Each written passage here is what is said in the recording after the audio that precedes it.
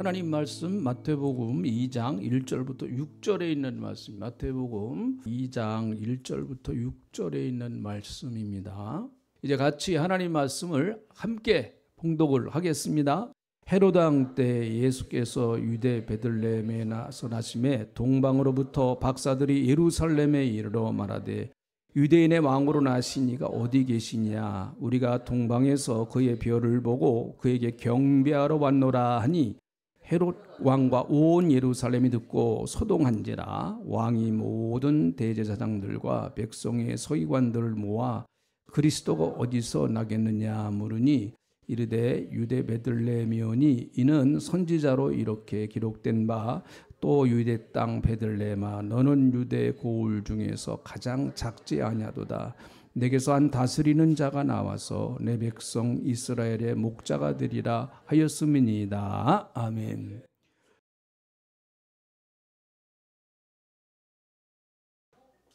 성탄을 축하합니다. 미국의 오바마 대통령이 취임을 할 때 목사님이 나오셔서 대표 축복 기도를 했습니다. 그런데 재밌는 현상이 벌어졌어요. 맨 마지막 예수 이름으로 기도합니다라고 하는 것이 아니라 모든 신의 이름으로 기도합니다라고 그렇게 기도를 마쳤어요. 그 목사님이 그랬습니다. 목사님이. 그리고 크리스마스 날 메리 크리스마스라고 하지 않고 홀리데이라고 그랬습니다. 홀리데이. 거룩한 날이다. 크리스마스. 미국은 기독교 국가가 아니기 때문에 공평하게 하기 위해서다. 그렇게 오바마 대통령이 이제 그런 얘기들을 많이 했어요. 그분은 참 사람의 인권은 존중했는데 믿음은 개떡 같았나 봅니다. 하여튼. 그런데 우리나라도 이런 일이 있을 수 있겠다. 계속해서 회교권에서도 많이 들어오고 또 외국에서 많이 지금 들어오지 않습니까? 우리 다시 한번 메리 크리스마스 아주 확신 있게. 오늘은 예수님 성탄절입니다. 메리 크리스마스. 다시 한번 우리 확신하게 인사하시죠. 시작. 메리 크리스마스. 네, 네, 아주 여러분 고맙습니다.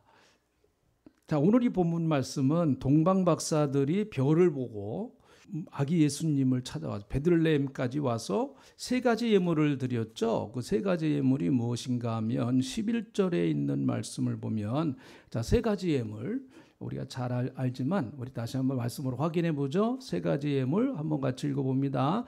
2장 11절에 있는 말씀. 네, 같이 읽어봅니다. 시작.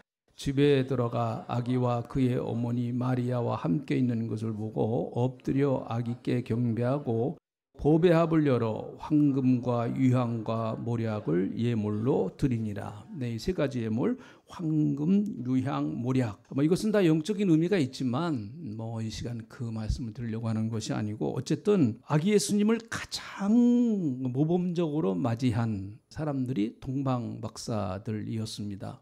세 사람인지는 모르겠지만 아마 세 가지 예물을 가지고 왔으니까 세 사람일 것이다 해서 우리가 동방박사 세 사람이라고 합니다.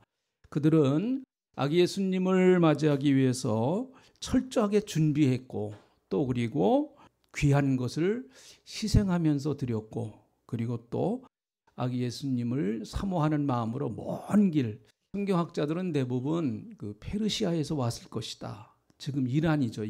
이란에서 굉장히 먼 거리 아닙니까? 이스라엘 나라가. 그곳에서 별을 보면서 계속 그러니까 밤에 이동한 거죠. 낮에는 자고 밤에 이동하는. 그런 굉장한 희생이죠. 또 여러 가지 위험도 감수하면서 아기 예수님을 맞이하기 위한 그들의 모습은 참 우리가 본받을 만한 모습입니다. 자, 그런데 그들이 이제 별을 보고 와서 예루살렘에 이르렀는데 2절, 자 2장 2절에 있는 말씀을 봅니다. 그들이 왕궁으로 가서 당연히 왕이 나셨으니까 그들은 왕궁으로 간 것이죠. 당연한 생각이라고 봅니다. 2절 같이 읽어봅니다. 시작. 유대인의 왕으로 나시니가 어디 계시느냐? 우리가 동방에서 그의 별을 보고 그에게 경배하러 왔노라 하니 유대인의 왕으로 나시니가 어디 계십니까? 라고 이렇게 물어보고 있는 것입니다. 자, 그 말을 들은 반응이 어땠는가? 3절. 자, 이 말을 들은 반응입니다. 헤롯 왕과 온 예루살렘이 듣고 소동한지라. 소동했다. 헤롯 왕과 온 예루살렘이 듣고 소동했다. 유대인의 왕으로 오신 이가 어디 계십니까? 라고 그렇게 동방 박사들이 물어봤을 때 아마 제일 충격을 받은 사람은 헤롯 왕일 것입니다. 엄청나게 충격을 받았겠죠. 박사들이 좀 지혜롭지 못한 면이 있어요. 왕 앞에 가서 왕이 어디 계십니까? 그러니 그 왕이 이게 헷가닥하지 않겠습니까? 아니 나 말고 무슨 다른 왕이 또 어디 있나? 그런데 박사들은 무슨 어떤 정치적인 배경이라든지 그런 거 전혀 생각하지 아니하고 순수한 마음으로 정말 온 세상을 구원할 그 왕, 구원자, 그분을 보고 싶은 마음으로 이렇게 순수한 마음으로 얘기를 했다고 봅니다. 그런데 어쨌든 이 헤롯 왕은 엄청난 충격을 받았죠. 그 영적인 어떻게 보면 쇼크라고 볼 수가 있습니다. 여러분 이런 영적인 우리가 쇼크를 받을 때 어떤 반응을 보이느냐가 대단히 중요하다고 봅니다.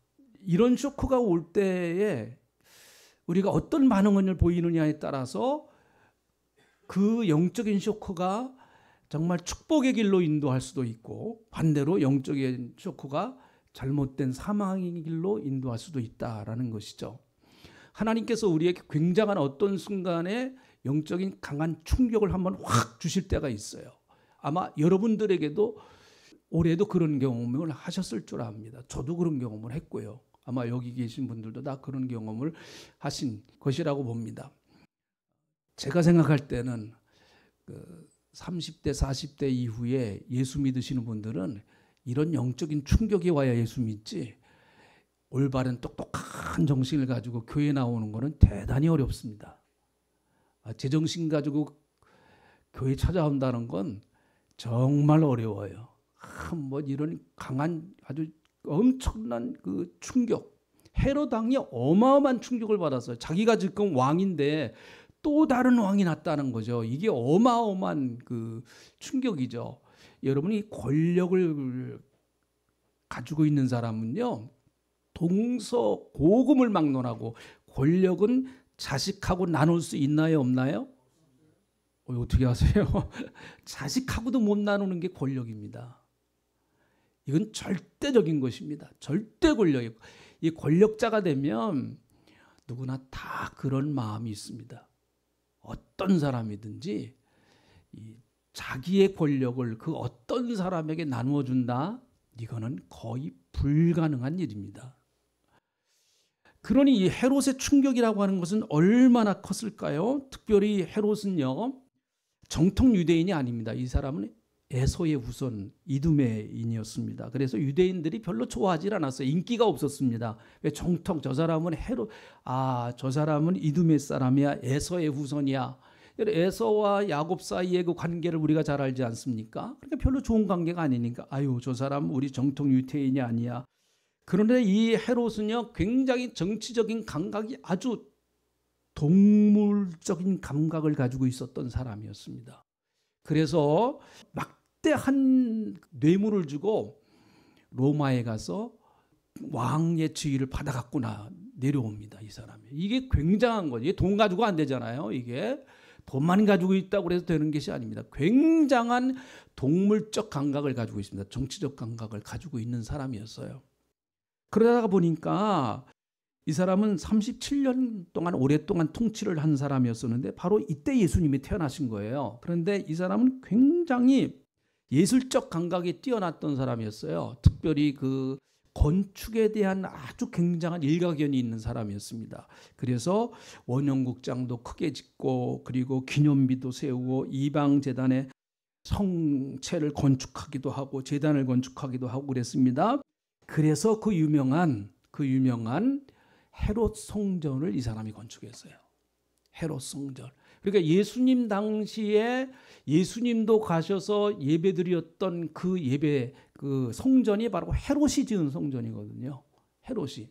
그런데 헤롯은 성전을 지을 때 하나님 앞에 무슨 자기가 솔로몬처럼 또 다윗처럼 하나님 앞에 큰 영광을 돌리고 하나님을 사랑하는 마음으로 그렇게 진 것이 아니고 이것은 온전히 정치적인 그런 마음으로 진 거예요. 유대인들의 마음을 어떻게 환심을 살 것인가 하는 그 마음을 가지고 산 거죠. 마치 정치인들이 선거 때만 되면 큰 교회에 이렇게 방문하는 것처럼 큰 교회를 순례하잖아요. 큰 교회 다 순례합니다. 뭐 그런 입장이죠. 그런 입장이에요. 이 사람 그 헤롯 왕이 성전을 지은 것은 바로 그런 입장입니다. 그러다가 보니까 이 사람은 굉장히 성격이 포악하고 권력욕이 아주 강한 사람이었습니다.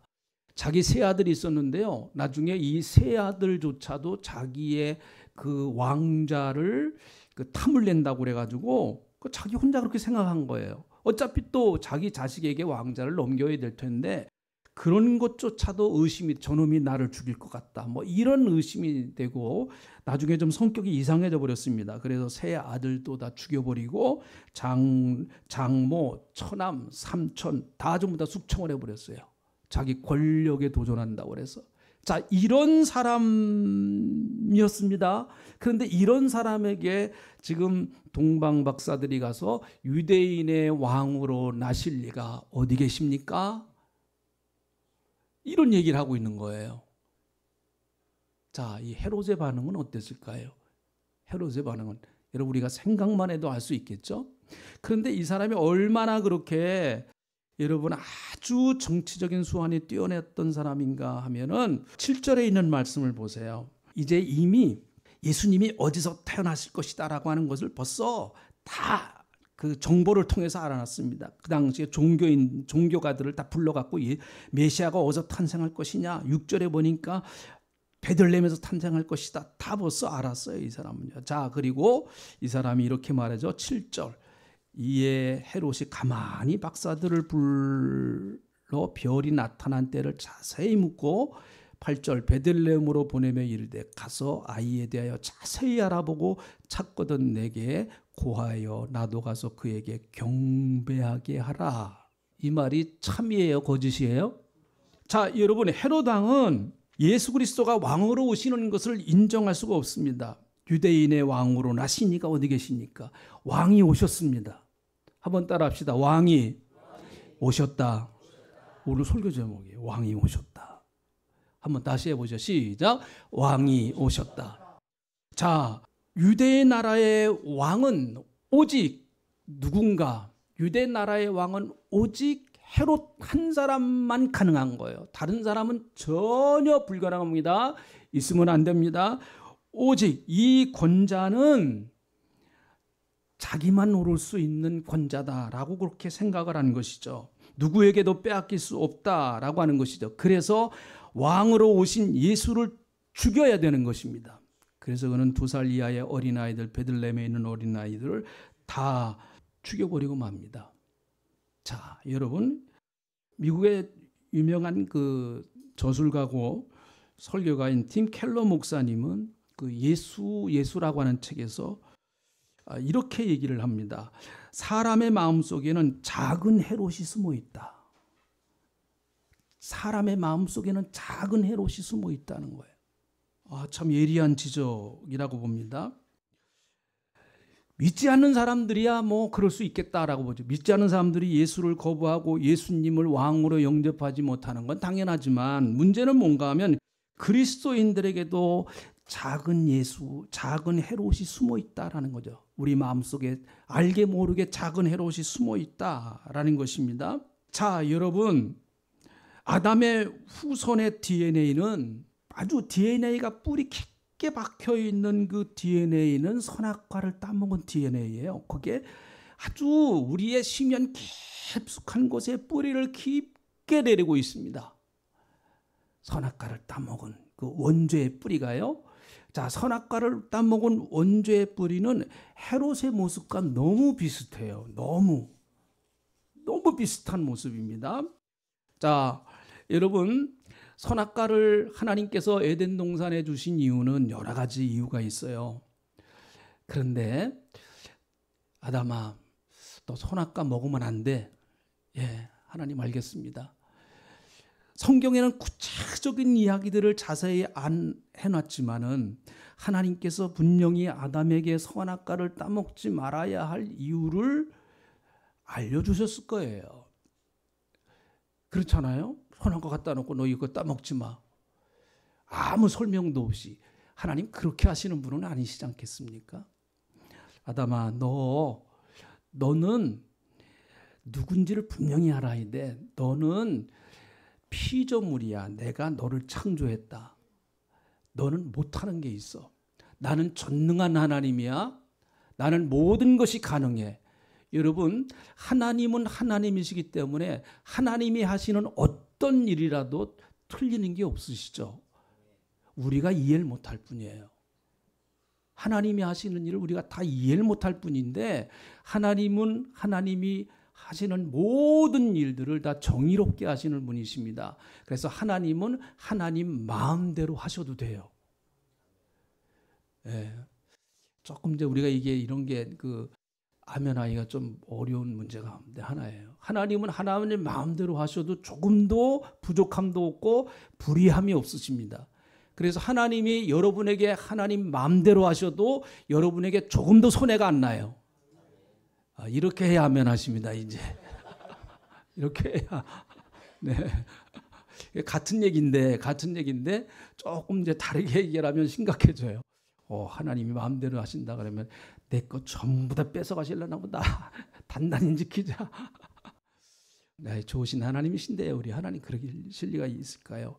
너 그거 명심하고 살아야 돼. 다시 말하면 이 에덴 동산도 너 마음대로 살아. 여기서 네가 하고 싶은 건 마음대로 해라. 따먹고 싶은 거 따먹고 싶고 가고 싶은 거 다 얼마든지 가고 네가 하고 싶은 대로 다 해. 그러나 너 꼭 명심해야 돼. 선악과는 건들지 마라. 선악과 건들면 안 돼. 다시 말하면 이 에덴 동산의 진정한 통치자는 네가 아니고 나야라는 거예요. 이거 알면서 살으라는 거예요. 에덴 동산의 진정한 통치자는 아담아 네가 아니야. 에덴 동산을 창조하고 만들고 에덴 동산을 내가 있게 한 나 여호와가 통치자야. 너 그거 명심해야 돼. 그거 잊어버리면 안 돼. 그래서 선악과를 볼 때마다 여러분 아담은 그거 기억했을 거예요. 하나님 이거 먹지 말라고 그랬지. 맞아. 이 에덴 동산의 주인은 하나님이시고 통치자는 하나님이시고 왕은 하나님이시지. 나는 하나님께서 맡겨주신 이 에덴 동산을 잘 관리하는 관리자이지 나는 절대 권력자가 아니야. 아담은 선악과를 따먹기 전에 그렇게 생각했습니다. 그런데 뱀이 와서 하와를 유혹하고 결국은 선악과를 따먹으러 말합니다. 그들이 선악과를 따먹게 되는 아주 그 달콤한 유혹이 무엇이었는가 하면 선악과가 맛있어. 야, 이 선악과라고 하는 게 너 얼마나 맛있는지 아냐? 여태까지 네가 먹어보지 못한 어떤 신기한 맛이야. 한번 너무너무 맛있는 그 과일이니까 먹어봐. 그랬으면 안 먹었을 거예요. 흔해 빠진 게 그 에덴 동산에 먹을 것이 풍족한데 여러분 뭐 먹을 것 때문에 탐을 내겠습니까? 그런데 그 딱 한마디가 있어요. 그게 무엇인가 하면 네가 선악과 따먹으면 하나님 같이 된다는 거예요. 하나님과 같이 된다는 거예요. 이거는 너무너무 신나는 말이에요. 내가 하나님이다. 한번 따라해 보실까요? 내가 하나님이다. 우리 상당히 거북해요. 그렇죠? 우리는 거북합니다. 이게 거북해야 맞아요. 내가 하나님이야. 이거 굉장히 거북해야 맞습니다. 결국은 여러분 아담과 하와는 그 선악과를 따먹었습니다. 그 따먹는 마음 그것이 원죄라는 거죠. 선악과를 따먹었다고 하는 그 행위 자체가 사실은 사과인지 뭔지 어떤 과일인지 모르지만 그거 하나 따먹은 게 뭐가 그렇게 큰 죄겠습니까, 여러분? 그런데 그 선악과를 따먹은 인간의 마음 그것이 죄라는 거죠. 하나님과 같이 된다. 나는 하나님이야. 나는 선악과를 따먹고 나서 나는 내 인생의 하나님이다라는 거죠. 예수님은 이 땅에 오신 목적이 그걸 바꾸기 위해서 오신 거예요. 야, 네가 하나님이 아니야. 다시 말해 네가 통치자가 아니고 네가 왕이 아니야. 이 동방박사를 통해서 들려준 이 메시지는 대단히 중요한 메시지입니다. 왕이 나셨다라는 메시지. 왕이 나셨다. 여러분의 생애에 이제 왕이 나셨습니다. 여태까지 우리의 왕이 누구였는가? 진정한 왕, 진정한 왕. 여러분, 진정한 왕. 정말 내 인생의 모든 전체를 다스리시고 통치하시고 인도하시고 주장하시는 그분이 누구신가? 그분이 예수님이시다. 이 동방박사들은 그렇게 지금 소개하고 있는 거, 왕이시다는 거죠. 왕, 절대 권력자라고 하는 것입니다. 그런데 여러분, 참 안타까운 것은 예수 믿는 사람들이요, 예수 믿는 사람들이 예수님을 왕으로 모시지 않습니다. 뭐로 그렇게 모신 분들도 있어요. 예수님을 뭐로 생각하는가 하면 예수님을 내 조력자로 생각을 해요. 조력자. 그런데 내가 열심히 인생을 살아가는데 내가 어렵고 힘들 때 예수님이 나를 잠깐씩 도우시면 되는 거예요. 도우시면 돼요. 내 도움을 위해서 내가 인생이 힘들고 피곤하고 내 인생이 정말 어려울 때 예수님이 내게 오셔서 힘을 주시면 되는 거예요. 조력자예요. 조력자. 너무 감사하죠. 다 누구나 필요한 겁니다. 근데 거기서 끝나버려요. 조력자에서. 나 머리가 너무 아파요. 너무 힘들어요. 난 어떻게 해야 될지 모르겠습니다. 이 상황을 내가 도대체 어떻게 해야 될지 모르겠습니다. 예수님, 나하고 상담 좀 해주세요. 상담 좀. 이 복잡한 어려운 이 사연을 내가 어떻게 풀어내야 될지 모르겠습니다. 예수님 좀 알려주세요. 예수님이 내 인생의 상담자가 되기를 원하세요. 하세요. 예수님이 상담자가 되기를 원하십니다. 그런데 거기까지예요. 상담자까지만 하시라는 거예요. 조력자로만 끝나시라는 거예요. 예수님이 내 인생에. 그런데 예수님은 아니에요. 왕이 오셨다. 왕이 오셨다. 이거 한마디 오늘 기억하시면 돼요. 한번 다시 따라갑시다. 왕이 오셨다. 다시 왕이 오셨다. 네, 그 왕이 예수님이시다라는 거죠. 그 왕이. 아까 팀 켈러 목사님이 얘기한 인간의 마음속에는 작은 헤롯이 다 있다라는 거예요. 작은 헤롯이. 여러분, 그래서 인간은 하나님 앞에 나와서 예수 그리스도를 나의 구주와 주님으로 왕으로 모시기가 대단히 어렵습니다. 왜 그런가 하면 우리의 마음속 심연 깊은 곳에 이 작은 헤롯이 숨어 있기 때문에 그렇습니다. 이 왕자는 내 것이지 어떻게 이것이 예수가 왕인가? 나 인정 못한다라는 거죠. 이 헤롯과 같은 마음이 인간의 깊은 마음 속에 숨겨져 있는 것입니다. 어떻게 보면 신앙생활은 저도 이제 신앙생활 이렇게 오래 했는데 저도 주일학교 때부터 했거든요. 신앙생활이요. 그때는 잘 모르고 나갔지만 어쨌든 주일학교부터 나가긴 나갔어요. 그런데 이렇게 목회도 하면서 신앙생활을 쭉 하다 보면 결국 신앙생활이라고 하는 것은 무엇이냐? 바로 이 싸움인 것 같아요. 누가 당신의 왕이냐라는 거예요. 누가 당신의 왕이냐? 당신을 통치하는 진정한 왕은 누구냐는 말이에요. 아까 제가 말씀드린 것처럼 예수님을 내 인생에 단순히 코치가 아니에요. 코치. 그냥 잠깐 내가 잘못 야구 선수가 여러분 배트 잘못 휘두르는 거 약간씩 폼 고쳐주는 요렇게 한번 해봐 요렇게 그런 분이 예수가 아니다라는 얘기죠. 근데 우리는 그런 예수를 원해요. 그런 예수를. 네? 그런 예수를 원합니다. 그러니까 예수님 내 인생에 너무 깊이 개입하지 마세요. 깊이 들어오지 마세요. 내 인생에 너무 중앙으로 들어오지 마시고 사이드에 계세요. 사이드에 계셔서 내 인생이 약간 좀 어려울 때 오셔서 좀 손잡아 주시고 다시 사이드에 계셔요. 아주 나가지 마세요. 아주 가지 마시고 그럴 때마다 나타나셔서 슈퍼맨 돼주세요. 이 싸움인 것 같아요. 신앙생활은 제 볼 때. 네? 어려운 싸움입니다. 상당히 사실은 이것이. 세상의 학문이나 세상의 철학은 결국은 자기가 자기 인생의 주인이다라고 하네. 내 인생의 통치자는 너지. 네 인생을 주관한 주관자가 너지 누구냐라고 그렇게 말합니다. 물론 이성적으로 그 맞는 얘기고 그것이 틀린 얘기가 아닙니다. 내 인생의 주체자는 내가 맞아요. 내가 맞습니다.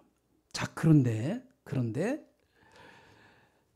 하나님은 나를 통해서 당신의 뜻을 나를 통해서 이루시기를 원하시는 거예요. 나를 통해 당신의 뜻을 나를 통해서 이루시기를 원하시는 거예요. 나는 주님의 철저한 주님의 자녀로서 주님이 기뻐하시는 데 쓰여지는 것을 하나님은 원하시고 계시는 거예요. 우리나라에 유명한 그 생물학자가 계십니다. 그 이름을 대면 여러분도 뭐 조금 이 분야에 조금 관심이 있는 분들은 뭐 대번 검색하면 그분 이름 나와요. 근데 그분이 부인이 착실한 크리스천이에요. 그래서 주일날 자기는 교회 가는 이유가 정말 가정의 평화를 위해서 간답니다. 자기는 아무리 생각해봐도 그분이 쓴 그 책이 그 베스트셀러도 되고 그런 책들이 있어요. 그래서 자기는 아무리 여태까지 연구하고 찾아봐도 신은 없다라고 결론을 내렸대요. 자기가. 신은 없다. 그런데 왜 교회에 나가느냐? 가정의 평화를 위해서. 하도 자기 부인이 교회 안 나가면 들볶아대니까. 그래 나가자. 그래서 이제 교회 가니까 목사님 설교를 들어야 되잖아요. 목사님 설교를 안 들을 수 없지 않습니까? 자는 것도 하루 이틀이지. 설교 시간에 자는 것도 하루 이틀이지. 그 뭐 맨날 설교 시간마다 어떻게 자요? 그러니까 가끔씩 설교 말씀이 이렇게 귀에 들리는데요. 근데 참 좋은 말씀이다. 그러면서 가끔 자기가 좀 혼돈이 될 때가 있대요. 야, 정말 신이 있는 것 같은데 하면서 혼돈이 될 때가 있대요. 조금만 더 들어갔으면 좋겠는데 제가 그분 조금만 더 들어갔으면 좋겠는데. 근데 거기까지예요. 거기까지. 뭐 우리 교회 다니는 성도님들 뭐 그런 분은 없으시겠죠. 동방 박사가 찾아와서 헤롯 왕에게 유대인의 왕으로 나신 이가 어디 계십니까? 라고 하는 이런 엄청난 영적인 충격, 이 쇼크를 준 것과 같이 어떻게 보면 목회자는 그런 역할을 하는 사람이라고 봐요. 우리는 뭐 저도 마찬가지고요. 저도 뭐 마찬가지예요. 우리는 살다가 보면 헤롯 왕과 같이 마치 내 인생을 내가 다 책임져야 될 것 같은 그런 착각에 빠져서 우리가 인생을 살 때가 있어요. 너무너무 뭐 문제도 많고 여러 가지 내 인생의 한계는 있고 이걸 해결해야 되는데 어떻게 해결해야 되나? 내가 이 문제를 해결하지 않으면 우리 가정은 망할 것 같고 우리 자녀들은 다 인생에 끝날 것 같고 내 인생에 다 모든 것이 날아갈 것 같은 그런 마치 내 인생의 모든 것을 내가 다 책임져야 될 것 같은 그런 생각을 할 때가 있습니다. 우리가. 예수님을 조력자로 삼지 마세요. 예수님은 누구세요? 예수님은 하나님이십니다. 할렐루야. 그분은 말씀으로 온 우주 만물을 창조하신 창조주이시고 그분은 갈릴리의 풍랑을 잔잔하게 하신 분이시고 그분은 여러분 죽은 지 나흘 된 나사로를 그 무덤에서 끌어내신 분이시고 그분은 3일 만에 스스로 무덤에서 나오셔서 사망과 권세를 깨트리신 그리고 지금도 살아계셔서 역사하시는 그분이 예수님이시잖아요. 그런데 그렇게 능력이 많으신 예수님을 왜 한 상담자 정도로만 생각하시냔 말이에요. 왜 그냥 코치 정도로만 생각하지? 예수님 내 폼 조금 잘못된 거 와서 고쳐만 주고 가세요. 그건 아니잖아요. 그렇죠? 그건 아니잖아요. 예수님은 나의 왕이십니다. 오늘 메시지 핵심 요구 하나예요. 왕이 오셨다. 한번 다시 해보시기 바랍니다. 왕이 오셨다. 다시 한번 시작. 왕이 오셨다. 기도하겠습니다. 왕으로 오신 주님 감사합니다. 우리가 이제 왕이 되신 우리 예수 그리스도를 우리의 마음속에 모시고 살게 하시니 너무나 감사합니다. 주님, 내 인생에 일고 있는 풍랑도 잔잔하게 해주시고 무덤과 같은 사망의 음침한 환경에 처했을 때도 내 이름을 부르시면서 그곳에서 나오라고 말씀하시는 생명의 주님의 목소리를 듣게 하시고 그리고 내가 어떤 어려운 가운데서도 물속에 빠져가던 베드로의 그 팔을 붙잡아 주시던 그 살아계신 나의 왕이신 그리스도를 끝까지 믿고 의지하며 내 삶의 전체를, 내 인생의 전체를, 우리 가정의 모든 것들을, 우리 교회의 모든 것들을 왕이신 그리스도께 올려드리며 그분의 통치를 받고 그분의 인도함을 받으며 살아가는 저희들이 다 되게 하나님 함께 하시며 도와주시기를 간절히 빌고 원합니다. 주님 도와주시옵소서. 우리 사랑하는 성도님들, 이렇게 능력이 많으시고 모든 만유의 왕이신 그리스도가 나의 주님이시고 구주시니 너무 감사합니다. 그분은 나를 넉넉하게 도우실 수 있고 나를 이끄실 수 있고 나로 하여금 산 정상에 서서 승리를 외치게 하실 수 있는 분이신 줄로 분명히 믿사오니 그리스도를 믿고 의지하며 따라가는 저희들에게 하나님 역사하시고 이 성탄의 놀라운 기쁨의 소식이 교회와 우리의 가정과 우리의 하는 사업체에도 이 나라 이 민족 위에도 저 북한 땅에게까지 놀랍게 울려 퍼지는 역사가 있게 하여 주시옵소서. 감사합니다. 예수님의 이름으로 기도합니다. 아멘.